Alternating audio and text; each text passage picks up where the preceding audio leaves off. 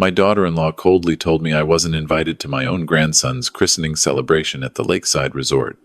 We only have enough room for immediate family, Grandpa. You understand. My son just shrugged and said, Dad, maybe sit this one out. Lisa needs space from you. I just nodded and said, Of course. Have a wonderful weekend. When they pulled up to the resort in Muskoka, 2 weeks later, I was already standing in the lobby, but not as a guest, begging for a room, as the owner who had just tripled their bill. Before I continue, please hit that subscribe button and let me know in the comments which province or country you're listening from. Now, let me tell you how a quiet 67-year-old retired contractor from Hamilton, Ontario, taught his family what respect really costs. The invitation came on a Tuesday afternoon in late September, delivered by my son Matthew over a cup of Tim Hortons coffee I had brewed myself. He sat across from me in the kitchen my late wife Eleanor had designed back in 1994, the one with the oak cabinets she had refinished by hand 3 summers before the ovarian cancer took her. He wouldn't meet my eyes. He never could when he was about to disappoint me. Dad, we're planning something for little Noah's baptism celebration. A weekend up at Silver Pines Resort in Muskoka. The Fletchers are coming, obviously, Lisa's whole side, and Pastor Donnelly is doing a private blessing by the lake on Sunday morning. I nodded slowly, stirring my coffee with the same spoon Eleanor had bought at a flea market in Kitchener 30 years ago. Sounds lovely, son. When should I be ready? I can drive up Friday afternoon if that helps with the setup.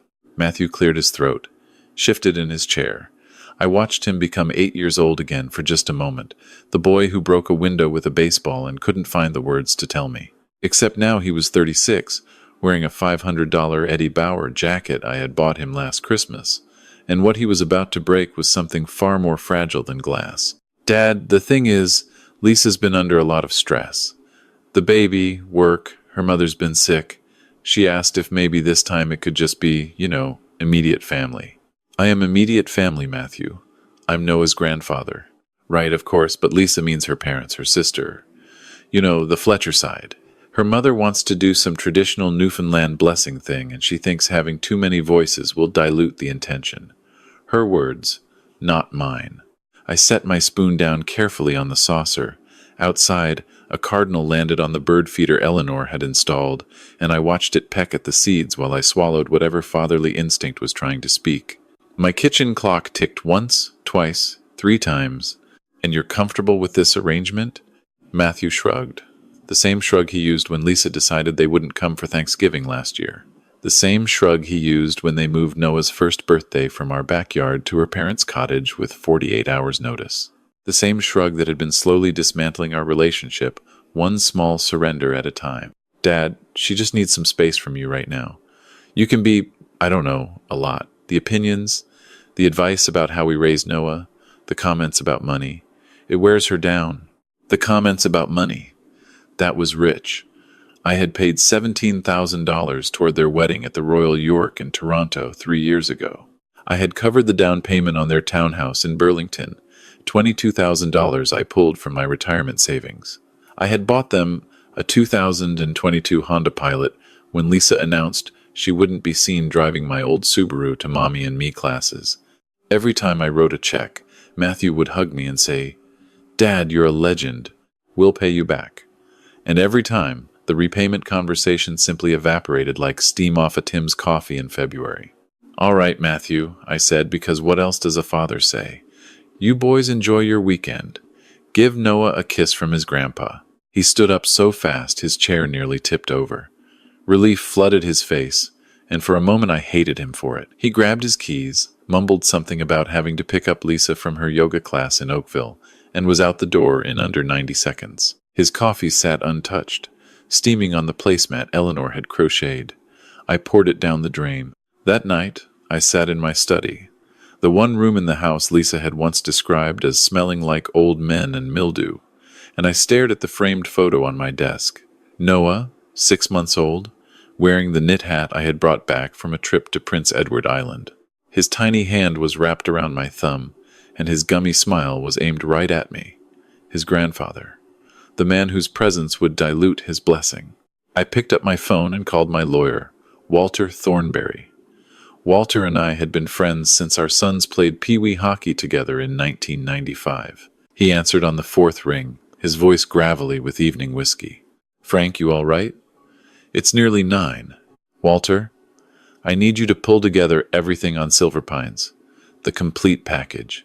Ownership records, operating numbers, current occupancy, the whole file." A long silence. I heard ice clink in his tumbler. "Frank, are you serious?" "I'm very serious. And Walter, I need it fast. We're buying before the end of October." What Walter knew, and what my son Matthew had never bothered to find out, was that I had not spent the last 30 years just pouring asphalt and pulling permits. After Eleanor died in 2004, I had taken the life insurance money, the $220,000 that felt like blood money in my hands, and I had invested it quietly. First a small commercial lot on Barton Street that I flipped in 18 months. Then a strip of rental units in Stony Creek. Then a vacation property in Collingwood that I leased to a ski rental company. Then another, and another. By 2019, I had incorporated a numbered company, 2847193 Ontario Limited, that held 4 hospitality properties across southern Ontario and 1 small inn on the shores of Lake Huron. My net worth, last time Walter ran the numbers, hovered somewhere north of 4.6 million Canadian. Not enough to retire in Monaco, but enough to make my son's mortgage look like pocket change. Matthew had never asked. Lisa had certainly never asked. And I had never volunteered, because Eleanor and I had always believed that money changes how your children see you, and I wanted to be seen as their father, not their bank. Turns out, they had already stopped seeing me as anything at all. The next morning I drove up Highway 400, coffee in the cup holder, a legal pad on the passenger seat. Silver Pines Resort sat on a 300-acre lot on the west shore of Lake Joseph, tucked between 2 Canadian Shield outcroppings, 48 rooms, a main lodge, 12 lakefront cottages, a dining hall, a chapel pavilion for weddings and baptisms, and a marina that held 20 slips. It had been owned for 11 years by a man named Gordon Blackwood, a former Bay Street executive who had sunk his retirement into turning it into an upscale getaway for wealthy families from the GTA. 2 of the last 3 summers had been smoky and short due to wildfire seasons, and Gordon was reportedly looking to sell quietly to avoid spooking his staff. I met him on a Friday morning in a little office behind the main lodge that smelled like cedar and pipe tobacco. Gordon was my age, 70 maybe, with the weathered hands of a man who had finally started doing actual work in his retirement. He poured me a coffee, served with a splash of real cream from a local dairy in Bracebridge, and we talked for 3 hours. "How fast can you close, Frank?" he asked, once I had laid out my financial documents. "Before October 31st. I need possession by November 1st at the absolute latest." He whistled. "That's aggressive. Why the rush?" "Family matter, Gordon. Nothing that will affect the property's reputation. I need it for a weekend in early November, that's all." He studied me for a long moment. Then he nodded the way old Canadian men nod, the way our fathers taught us. Once, slow, final. 3.4 million. Cash. No contingencies beyond standard title search. You waive inspection. 3.1, I countered. I'm paying cash in 21 days. You get to finalize by Halloween and have it off your books before the snow flies. Gordon smiled for the first time. 3.2. And I keep the Boston Whaler at the marina. It was my son's. I extended my hand. Deal. We closed on October 29th. Walter handled the paperwork with a surgeon's precision. 2847193. Ontario Limited became the new registered owner of Silver Pines Resort. I had 3 weeks to prepare. The first thing I did was hire a new general manager, or rather promote the existing one. Her name was Megan Lachance, a 41-year-old from Sudbury who had been Gordon's right hand for 6 years. She was sharp, organized, and completely unsentimental. When I flew up for our first meeting, I laid out 3 scenarios, explained the family situation without embellishment, and asked her straight out if she was willing to execute exactly what I requested, provided nothing was illegal or harmful to other guests. She listened without interrupting. When I finished, she asked only one question. "Mr. Kovalenko, is any of what you're asking me to do going to hurt that baby? Megan, on my wife's grave, Noah will be the only person on that property who is treated exactly according to his station. That child will have the best room, the best food, the most attentive care. The rest is about his parents. She nodded once. Slow. Final. Then I'll run it exactly as you've outlined, sir. The Fletcher weekend was booked for November 14th through the 17th. Lisa had reserved 6 of our 12 lakefront cottages, the best ones, the Loon Cottage for herself and Matthew and Noah, the Trillium and Maple Leaf for her parents and sister's family, 2 more for aunts and uncles and the pastor, and 1 for the photographer she had hired for the occasion. Total original booking, 18 guests, $5,400. I had Megan pull the reservation and quietly restructure it. Under the new ownership policy, effective November 1st, all guests were being moved from cottages to the main lodge rooms for the duration of winterization maintenance on the cottage plumbing. Entirely legal. Entirely documented. The Loon Cottage would remain available, reserved for a single VIP guest whose identity would remain confidential until arrival. Lisa's 6 cottages became 6 standard main lodge rooms, 2 of them overlooking the parking lot where the snowplow would be running intermittently through the weekend. The rates adjusted to reflect new ownership pricing, an increase of approximately 60% to align with our repositioned luxury market. Guests were notified by email 72 hours before arrival, exactly within the legal window for Ontario tourism regulations.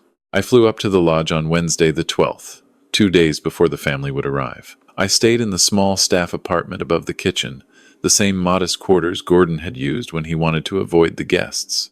I walked the property with Megan every morning, reviewing operational details, meeting the cooks, meeting the housekeeping team, learning every face of every person who worked in what was now my hotel. On Wednesday evening, my cell phone rang. It was my son. Dad, we've got a situation with the resort. Oh? Is everything all right, son? No, everything is not all right. Lisa just got an email from Silver Pines saying they moved our cottage reservations. Now we're stuck in some lodge rooms, and the prices went up over $2,000. Lisa is losing her mind. I made my voice concerned, fatherly. That sounds like a real mess, Matthew. Did they give a reason? Some nonsense about new ownership and winter maintenance. Dad, can you believe this? We booked in August. We had confirmations. What does Lisa want to do? A pause. I could hear Lisa in the background, her voice shrill and clipped, the voice she used when a barista put oat milk instead of almond. She wants to cancel and find somewhere else, but Pastor Donnelly has already committed, and the Fletchers are flying in from Halifax. There's nowhere else up there that can take 18 people with 2 days' notice. We're stuck. That's a real shame. I hope the weekend still goes well. Yeah. Thanks, Dad. He hung up without asking how I was doing. Friday morning, I sat in the main lodge office with a clear view of the reception desk through the 2-way glass Gordon had installed years ago for training purposes. Megan was at the front counter. Our head of hospitality, a young man from New Brunswick named Dennis, was at her side. 2 security staff were positioned at the entrance, not threatening, just present, the way good hotel security always should be. At 11:47 a.m., the first vehicle arrived. A black Mercedes SUV carrying Lisa's parents, Harold and Margaret Fletcher. Harold had been a regional VP at Scotiabank before retiring, and he wore his retirement like a second career, golfing in Florida 6 months a year and holding court at family dinners about the state of the economy. Margaret followed behind him into the lobby, her winter coat of full-length camel wool that probably cost more than my first car. They checked in without incident, though Harold's eyebrows climbed when he saw the final room rate. Margaret made a small sound of disapproval but said nothing. Megan was polite, efficient, professional. They were handed keys to room 214, a standard main lodge room with a view of the woodpile. At 12:31, Matthew's Honda Pilot pulled up. I watched from the office as my son climbed out, then walked around to open the door for Lisa, who emerged looking like she had been chewing on lemons the entire drive up from Burlington. Matthew carried the car seat with Noah inside. My grandson was bundled in a little snowsuit, his cheeks pink, his eyes wide and curious at the snow beginning to fall in big, lazy flakes. Lisa marched into the lobby ahead of Matthew, her boots clicking on the slate floor. She had that specific posture I had come to recognize over 3 years of marriage to my son, shoulders back, chin up, prepared for battle with anyone in a service industry uniform. Fletcher reservation? Actually, it's under Kovalenko. Lisa Kovalenko. Megan smiled pleasantly. Of course, Mrs. Kovalenko. Welcome to Silver Pines. I have your rooms ready. Rooms, Lisa repeated flatly. We booked cottages. Yes, ma'am. And I see our ownership team sent an email on November 11th explaining the winterization of our cottage units. We've placed you in our comfort level main lodge rooms for the weekend. The email was outrageous. We want to speak to the owner. The owner isn't taking meetings today, ma'am. But Mr. Kovalenko, is there a family connection? I notice you share a surname with... What? No. I mean, my husband's last name is Kovalenko. It's a common Ukrainian name. Megan's expression did not flicker. She was magnificent. Understood, ma'am. Your rooms are 218, 219, 220, and 221. Here are the key cards. Breakfast is from 7 to 10, and the chapel pavilion is reserved for your private service Sunday morning at 10 a.m. And what about the Loon Cottage? That's the one I specifically requested for my family. The Loon Cottage is currently reserved for another guest. I apologize for the inconvenience. Who's staying in it? We've been planning this for months. Megan smiled with the patience of a kindergarten teacher. I'm not at liberty to disclose other guests' information, Mrs. Kovalenko. Is there anything else I can help you with? Lisa turned to Matthew, and the look she gave him was the same look I had watched her use to demand he ask me for money for their kitchen renovation. A look that said, "Fix this, or answer for it later." My son opened his mouth, closed it, opened it again. He had no words. He never did when she looked at him like that. They took the keys. They gathered their luggage. And Matthew carried Noah's car seat up the stairs to room 218, a room with a view of the parking lot and the snowplow staging area. I watched from the office window as Lisa's shoulders grew more and more rigid with every step. The rest of the Fletcher clan trickled in over the next 3 hours. Lisa's sister Danielle and her husband Trent, her brother Cameron from Calgary, 2 aunts, an uncle, 3 cousins, and Pastor Donnelly, who arrived in a rental car from Pearson with a carry-on bag and a Bible tucked under his arm. 18 guests, exactly as booked. Every single one of them checked into main lodge rooms. Every single one of them paid the new rates. Every single one of them began to understand, slowly, that the weekend they had envisioned, the one with private lakefront cottages and morning fog on the water and champagne toasts on their own private deck, was not going to be the weekend they got. I stayed out of sight until dinner. At 6:45 p.m., I walked down from the staff apartment, dressed in a simple charcoal sweater and a pair of dark slacks, and I strolled through the main lodge as casually as any owner might, chatting with the bartender, nodding to Dennis, examining a painting of a loon in flight on the north wall. Megan had set the dining room so that my path would bring me directly past the long family table, where the Fletchers and my son and my daughter-in-law were just being served their first course. Lisa saw me first. Her fork froze halfway to her mouth. Matthew beside her had his back to me, leaning down to murmur something to Noah in his high chair. Harold Fletcher was in the middle of a monologue about the price of maple syrup and did not notice the change in the table's energy until his wife tugged his sleeve. Matthew turned. His face cycled through 3 complete emotions in under 2 seconds. Confusion, disbelief, horror. Dad? I smiled the mild smile of a man who has just noticed an acquaintance at the post office. Matthew. Son, what a surprise. I didn't realize your family weekend was here. Lisa's voice cut through the room like a blade. Are you stalking us? Matt, is your father stalking us? Heads turned at nearby tables. A couple celebrating their 40th anniversary at table 6 paused mid-conversation. A group of 4 women on a girls' weekend from Toronto looked over with the kind of focused attention Canadian women reserve for a developing situation. I kept my voice calm, unhurried. Lisa, I'd hardly stalk my own family at a resort I had no idea you had chosen. What a coincidence. This is not a coincidence. You always do this. You always have to insert yourself. Actually, dear, I'm here on business. I own the place. Silence. Harold Fletcher choked on his wine. Margaret's hand went to her throat. Danielle, Lisa's sister, said, I'm sorry, what?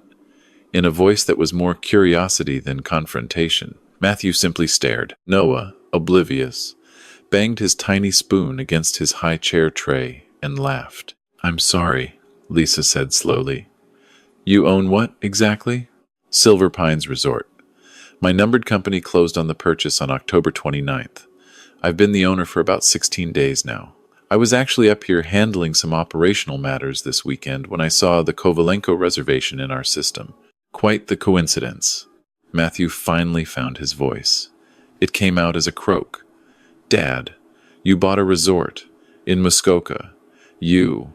Yes, son. I've actually owned several properties for quite a few years now. Your mother and I used to talk about hospitality. She always loved it up here. I thought it would be a fitting tribute. Margaret Fletcher recovered first. She had 60 years of dinner party diplomacy in her bones, and she deployed every ounce of it. Well, Frank, what a wonderful surprise. You must be so proud. Matthew, darling, why didn't you tell us your father was in hospitality? Because, Matthew said slowly, eyes on me? I didn't know. Lisa's face had gone through several colors, settling on a blotchy pink. The room rate increases, the cottage reassignment. This is you. You did this. I implemented new ownership policies, yes. Every rate is legal. Every notice was issued within regulatory timelines. You were, of course, free to cancel. The cancellation penalty was only 15%. This is disgusting, she hissed. This is absolutely disgusting behavior from a grandfather. Matthew, say something. My son looked at me, then looked at his wife, then looked at his son, who was reaching chubby hands toward a dinner roll. I watched him try to find the words that would salvage anything, and I watched him fail. Dad, can we talk? Privately. Of course, son. After you finish your dinner, I'll be in the lounge. Take your time, enjoy the meal. It's actually quite good.